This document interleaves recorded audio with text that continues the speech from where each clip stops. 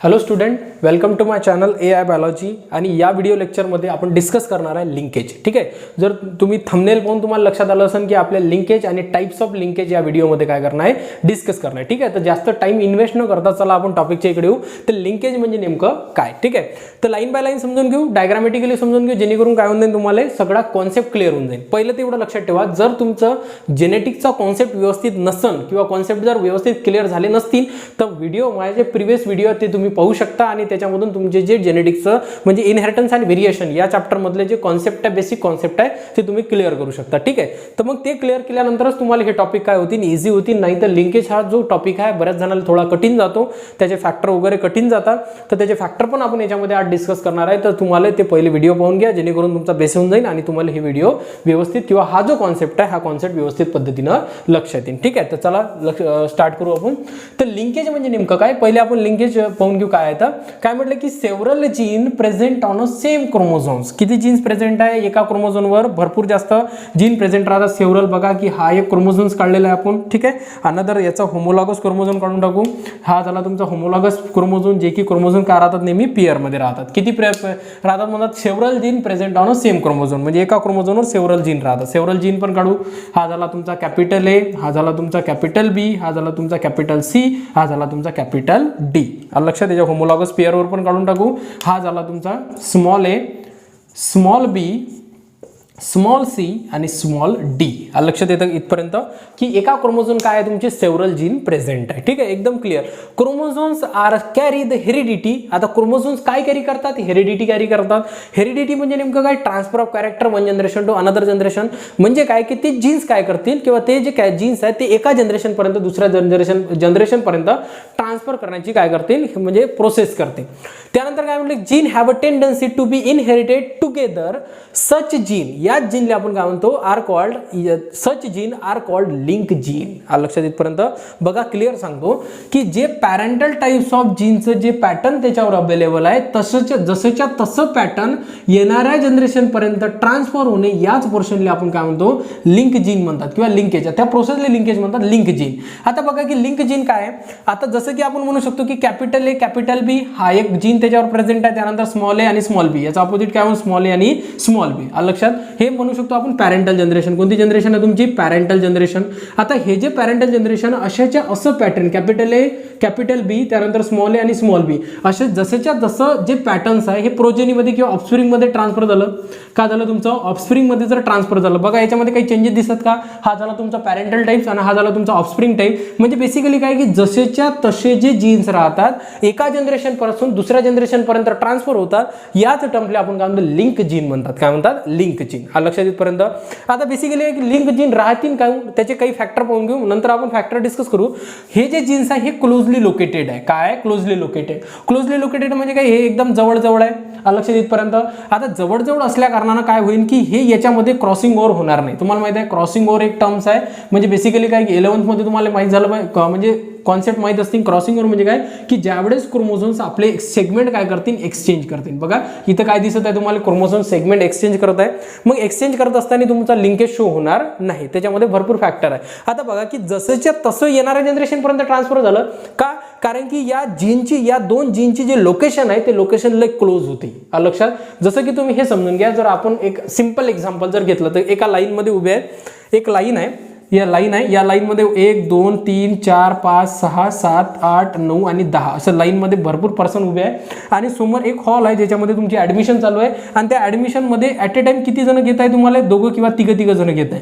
तर बेसिकली काय की तिघ जण ऍट ए टाइम सोबत गेले, पुन्हा तिघ जण ऍट ए टाइम सोबत जातील. तर हे काय झालं, लिंकेज शो केला. लक्षात, हे एका जनरेशन पासून दुसऱ्या जनरेशन पर्यंत सोबत ट्रान्सफर झाले. म्हणजे काय झालं, लिंकेज. लिंकेज म्हणजे अटॅच असणे. काय असणे, अटॅच असणे. अटॅच का राहतात, कारण की याची लोकेशन काय एकदम क्लोज आहे.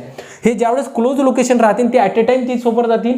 म्हणजे बेसिकली काय की असे जीनचे जे टेंडन्सी आहे किंवा म्हणू शकतो जीन ज्यावेळेस क्लोजली लोकेटेड राहते ते लिंकेज शो करते. लक्षात येतपर्यंत म्हणजे काय की लिंक जीन म्हणजे काय की ज्यावेळेस जीन जसंच्या तसं येणाऱ्या जनरेशन पर्यंत ट्रान्सफर होईल, या प्रोसेसला आपण लिंक जीन असे म्हणतात. लक्षात, समोर बघा काय दिलेलं आहे की this tendency of 2 or more gene, त्याच टेंडन्सीले म्हणजे 2 or more, 2 किंवा 2 पेक्षा जास्त 2 or more gene present on a same chromosome, हे तर माहित झालं आपल्याला, प्रेझेंट ऑन सेम क्रोमोझोमवर राहतात, that carry inherited together is called as a linkage. म्हणजे काय की हे जे आहे जसेच्या तसे गेले एका जनरेशन पासून दुसऱ्या जनरेशन पर्यंत, या प्रोसेसले जे प्रोसेस झालेले त्या प्रोसेसले आपण काय म्हणतो लिंकेज असे म्हणतात. काय म्हणतात लिंकेज. लक्षात येतपर्यंत लिंकेजचा कॉन्सेप्ट तुमचा क्लिअर झाला असेल. तुम्हाला माहिती आहे लिंकेज म्हणजे काय की क्लोज असणे किंवा अटॅच असणे. अटॅच म्हणजे काय की तुम्हाला माहिती आहे की लिंक करता तुम्ही, आधार कार्ड मोबाईल नंबर सोबत लिंक कर चालू आहे, आपल्या गव्हर्नमेंटनं सांगितलेलं आहे की आधार कार्ड कोणासोबत लिंक करायचं आहे, तुम्हाला मोबाईल नंबर सोबत करणं आहे, की बँकचं खातं मोबाईल नंबर सोबत लिंक करणं आहे, आधार कार्ड खात्यासोबत लिंक करणं आहे. तर बेसिकली काय करणं आहे त्याला अटॅच करणं आहे. काय करणं आहे अटॅच. अलग लक्षात इथपर्यंत. तर अटॅच काय राहतात की हे क्लोजली राहतात, म्हणून हे जसंच्या तसं पॅटर्न येणाऱ्या जनरेशन पर्यंत हे जीन जसे तसे ट्रान्सफर होतात. याच्यामध्ये क्रॉसिंग ओव्हर होत नाही, याच्यामध्ये इंडिपेंडंट असॉर्टमेंट होत नाही, त्या कारणाने ते एका म्हणजे जसेच्या तसे जातात, त्याला काय म्हणतात आपण लिंक जीन असे म्हणतात. लक्षात येतपर्यंत ठीक आहे. आता पाहू आपण टाइप्स ऑफ. याच्यामध्ये टाइप्समध्ये तुम्हाला लक्ष देऊन जाईल, फक्त व्हिडिओमध्ये म्हणजे कंप्लीट थांबून राहा, जेणेकरून कंप्लीट ज्यावेळेस व्हिडिओ होईल तर तुम्हाला कॉन्सेप्ट क्लिअर होईल. त्याचं एक्झाम्पल घेऊ आपण. कंप्लीट लिंकेज, इनकम्प्लीट लिंकेज कशाला म्हणतात, जेणेकरून काय होईल तुमचा कॉन्सेप्ट एकदम क्लिअर एकदम क्लिअर होऊन जाईल. ठीक आहे. आपण टाइप्स ऑफ लिंकेज काय पाहणार आपण, types of linkage. Types of linkage. ठीक आहे. याच्यामध्ये काय पाहणार आपण टाइप्स ऑफ लिंकेज. आता टाइप्स ऑफ लिंकेज किती टाइपचे, 2 टाइपचे. एक आहे तुमचा कंप्लीट लिंकेज, एक आहे तुमचा इनकम्प्लीट लिंकेज. आता कंप्लीट लिंकेज कशाला म्हणतो आपण, इनकम्प्लीट लिंकेज कशाला म्हणतात ते आपण डिस्कस करणार आहे. तर बघा कोणता आहे तुमचा सगळ्यात पहिला तुमचा कंप्लीट लिंकेज. काय तुमचा कंप्लीट लिंकेज. Complete linkage. ठीक आहे. तर सेकंड नंबर जो आहे तो आहे तुमचा इनकम्प्लीट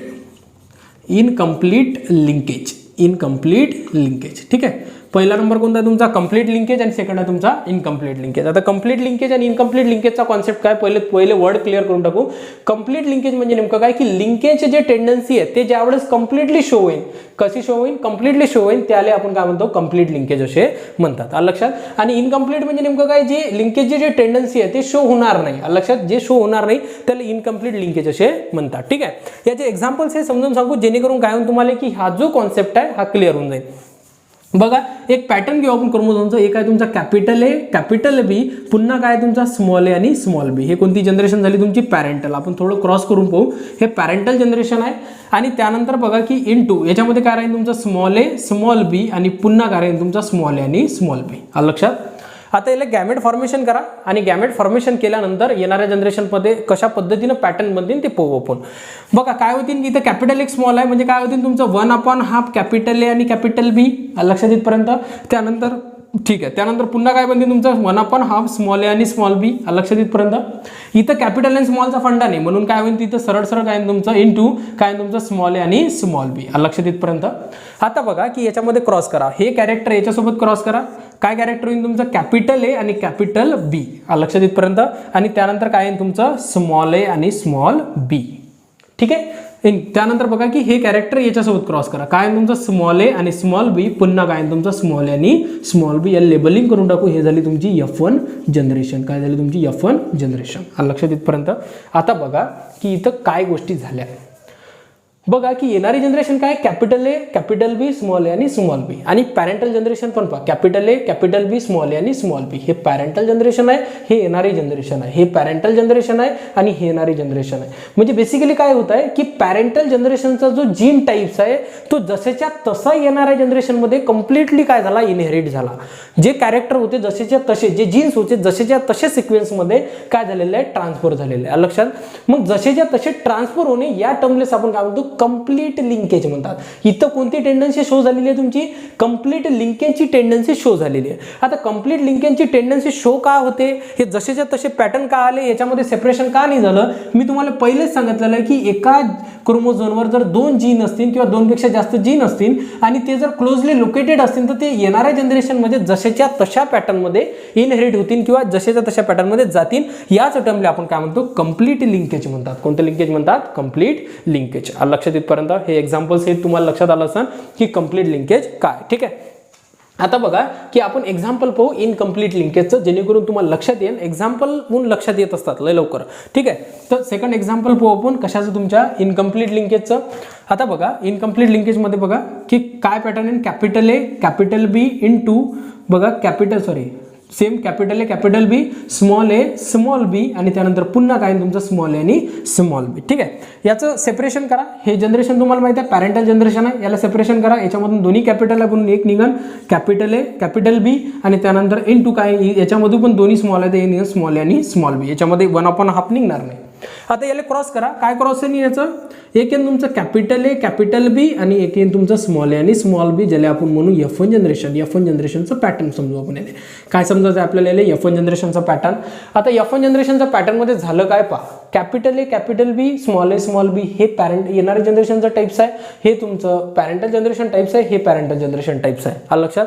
म्हणजे पॅरेंटल जनरेशन सारखं दिसते का, नाही दिसत. तुम्हाला ते टाईप दिसत नाहीये. म्हणजे बेसिकली काय की ते जीन्स आहे त्या जीन्समध्ये एक तर क्रॉसिंग ओव्हर झालेलं आहे, काय झालेलं आहे तुमचं क्रॉसिंग ओव्हर, किंवा काय झालेलं आहे तुमचं म्हणू शकतो आपण त्याच्यामध्ये इंडिपेंडेंट असोर्टमेंट झालेलं आहे. काय झालेलं आहे तुमचं इंडिपेंडेंट असोर्टमेंट किंवा क्रॉसिंग ओव्हर, जेणेकरून काय झालेलं आहे या क्रोमोझोम पॅटर्नमध्ये किंवा या जीन पॅटर्नमध्ये इनकम्प्लीटनेस दिसते. तुम्हाला काय दिसते, इनकम्प्लीटनेस. म्हणून काय झालं की या टर्मला आपण इनकम्प्लीट लिंकेज असे म्हणतात. काय म्हणतात, इनकम्प्लीट लिंकेज. लक्षात, दोन्ही एक्झाम्पल लक्षात आले. हे झालं तुमचे कंप्लीट लिंकेज आणि इनकम्प्लीट लिंकेज. एक तर त्याच्यामध्ये क्रॉसिंग ओव्हर झालं असेल, एक तर त्याच्यामध्ये काय झालं असेल इंडिपेंडेंट असोर्टमेंट झालं असेल. लक्षात, हे दोन्ही एक्झाम्पल घेऊन समजून सांगितले आपण कंप्लीट लिंकेज आणि इनकम्प्लीट लिंकेज कशाले म्हणतात. ठीक आहे, आता बघा कंप्लीट लिंकेज इनकम्प्लीट लिंकेज. त्यानंतर बघा की याच्यामध्ये कोणकोणते फॅक्टर्स आहेत जे की काम करतात, म्हणजे ह्या फॅक्टरच्या बेसिसवर लिंकेज डिपेंड करते आपल्या याच्यामध्ये. ठीक आहे, कोणकोणते फॅक्टर्स आहेत आपण फॅक्टर्स. ठीक आहे, कोणकोणते फॅक्टर्स आहेत जे की याच्यामध्ये काम करतात. सगळ्यात पहिला फॅक्टर आणि सगळ्यात इम्पॉर्टंट फॅक्टर आहे तो आहे तुमचा क्रॉसिंग ओव्हर. काय तुमचा क्रॉसिंग ओव्हर. जर तुमचं क्रॉसिंग ओव्हर होत असेल लक्षात, तर तुमचं तिथं काय होणार नाही, लिंकेज होणार नाही. पहिले आपण फॅक्टर लिहून घेऊ. सेकंड आहे तुमचा इंडिपेंडंट असोर्टमेंट. Independent assortment. आणि थर्ड जो फॅक्टर आहे, थर्ड आहे तुमचा distance between gene. Distance between genes. लक्षात इथपर्यंत बघा की सगळ्यात पहिला जो फॅक्टर आहे तुमचा क्रॉसिंग ओव्हर आहे. म्हणजे काय आहे की एक क्रोमोझोम्स आहे, या क्रोमोझोम्समध्ये जर क्रॉसिंग ओव्हर होत असेल, बेसिकली त्याचे सेगमेंट जर एक्सचेंज होत असतील तर त्याच्यावरचं जीनचं पॅटर्न म्हणजे इकडल्या तिकडे जातील. मग जीनचं पॅटर्न जसेच्या तसं राहील का, नाही. जर त्याच्यामध्ये जर क्रॉसिंग ओव्हर होत असेल तर तुमचं काय होणार नाही, लिंकेज हे शो होणार नाही. अलग लक्षात इथपर्यंत हा फर्स्ट फॅक्टर आहे. सेकंड फॅक्टर आहे तुमचा इंडिपेंडंट असोर्टमेंट. इंडिपेंडंट असोर्टमेंटच काय म्हणते की इंडिपेंडंटली जीन्स काय करतील, असोर्ट करतील. जर असोर्ट जर झाले, जीन जर असोर्ट झाले म्हणजे इंडिपेंडंट असोर्टमेंट जर त्याच्यामध्ये जर झाला तर तिथं पण काय होणार आहे, तुमचं लिंकेज होणार नाही. आणि थर्ड जे फॅक्टर आहे ते आहे तुमचं डिस्टन्स बिटवीन जीन. जर एखादं जीन्स, आता बघा की हा एक क्रोमोझोम्स आहे, इथं काय प्रेझेंट आहे कॅपिटल ए आणि इथं प्रेझेंट आहे कॅपिटल बी, तर बेसिकली याचा डिस्टन्स भरपूर जास्त आहे. मग ते डिस्टन्स जर वाढलं तर त्याच्यामध्ये क्रॉसिंग ओव्हर होण्याची लय पॉसिबिलिटी राहतात. म्हणजे काय की जर एखाद्या जीनचं जर डिस्टन्स जास्त असेल तर त्याच्यामध्ये लिंकेज शो होण्याची पॉसिबिलिटीज कमी आहे. म्हणून हे 3 फॅक्टर आहे जे तुम्हाला लिंकेज होण्यासाठी थांबवतात. लक्षात इथपर्यंत हे झालं तुमचे फॅक्टर्स. लक्षात इथपर्यंत ठीक आहे. जर तुम्हाला व्हिडिओ आवडला असेल तर चॅनलला सबस्क्राईब करा आणि ज्याला जरूरत आहे त्याला शेअर करा. लक्षात इथपर्यंत ठीक आहे. थँक्यू.